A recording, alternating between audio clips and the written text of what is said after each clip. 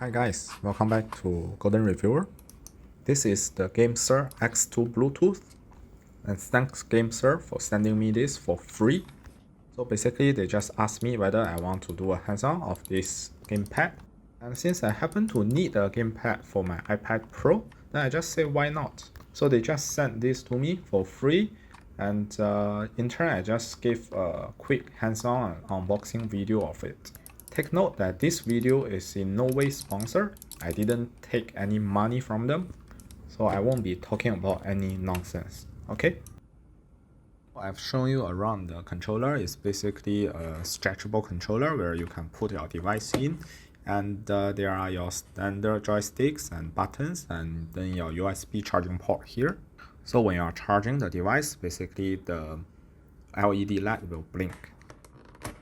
Quite simple to use. Actually, if you are going to connect it to an iOS device, you just press the B button and the power button on the bottom left corner of the device. And then you can see the device from your Bluetooth. It will actually show as an Xbox controller. I think that's for the official game support, right? I think the games will treat this as an Xbox controller, and so there will be official controller support in the games. And actually Genshin Impact is one of the games that has official controller support on iOS. So now if I go to the settings of the game, and I can actually choose the controller in the controls. And after that, you're all set. You don't need to do anything more. The controller will just work in the game. I'll show you now. I mean, the controls will take some getting used to, because I don't really know the button mappings, but I guess if you come from a console like the PS4, or you use a controller to play on your PC, then you know this very well, and it should be quite easy for you to get adapted to it. Alright, so now let me show you a couple of minutes gameplay with this controller on my iPad Pro.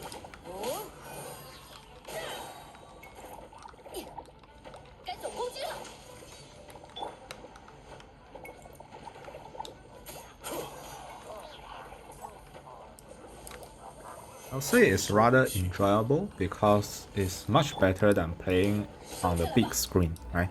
Last time during my review video, I talked about that. I said it's just too big for holding the device comfortably while operating all the buttons.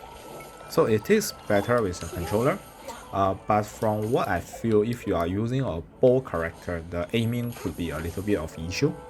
It's not as accurate or precise as using the touch controls or even the gyroscope. Maybe I just need a little bit more practicing.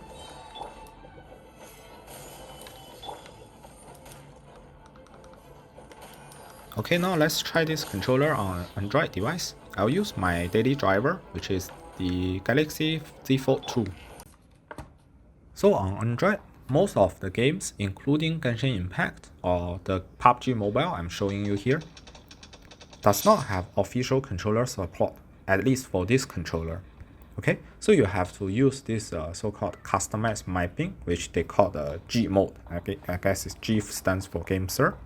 But I'll say it's quite easy to use and it works quite well.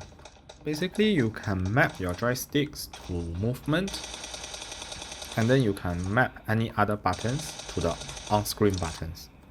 As you can see here, I can use the joystick to move and aim, and I can jump, I can shoot, I can switch weapon. So no issue with the controls at all. You can do basically anything in the game, as long as you properly set the mappings. But what's similar to what I experienced on the iOS Genshin Impact is that aiming might get a little bit of used to, because it's not really as accurate as if you are using the touch controls.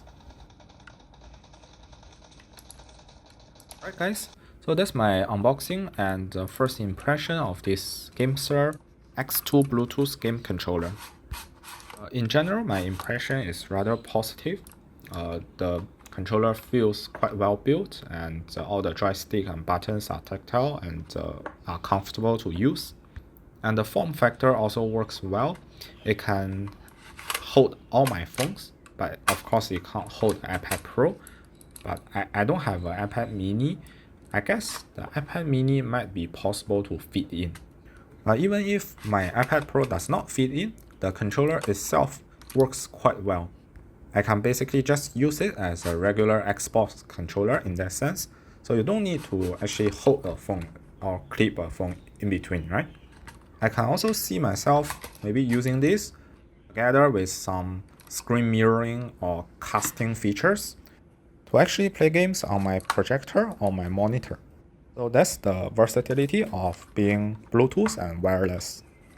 Alright guys, so that's all for this video. Hope you find it helpful, and see you next time.